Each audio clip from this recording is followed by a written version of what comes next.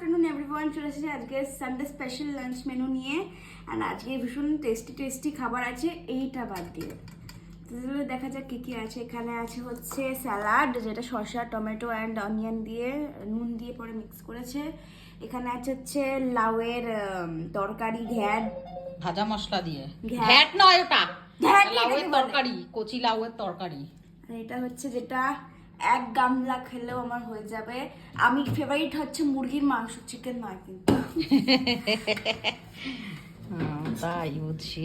নাও, এখন সবজি বেশি বেশি খেতে হবে। তোমারও ডায়েট চলছে, তুমি জিমে যাও না তো কি হয়েছে? বাস বাস বাস, এখন সবাই হেলদি থাকতে হবে। কমাও। ওর তো অত না খেয়ে থাকতে হবে না। এই যে ডায়েট, প্রোটিন যা খাওয়ার এক্সারসাইজ করছি, সারাদিন রোদে রোদে ঘুরে বেড়াস।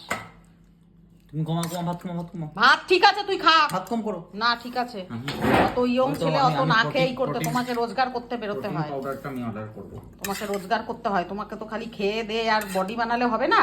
অবশ্যই না, বানাতেই হবে। বডি বানানোর জন্য তো ঠিক আছে বানাচ্ছো, ঠিক আছে সেটা, কিন্তু ভাতটা কার্বোহাইড্রেট না খেলে। দিনে 15টা করে ডিম খেতে বলেছো, খাবে? হ্যাঁ খেতে পারবি? গ্যাসে মরে যাবি। ঠিক আছে, যেটা খাওয়ার এটা স্যালাড। আর আজকে চিকেনটা কিন্তু আমি একদম মানে তোমাদের দেখিয়েছি, একদম মানে তেল কম দিয়ে ঢেকে ঢেকে ঢেকে ঢেকে কষিয়েছি, ভাজা দিয়ে ওই পেঁয়াজ ভেজে। আগে আমরা উইথ স্কিন খেতাম, এখন বন্ধ বন্ধ। এটা এমনি চিকেন, কোনো স্কিন দেওয়া নয়।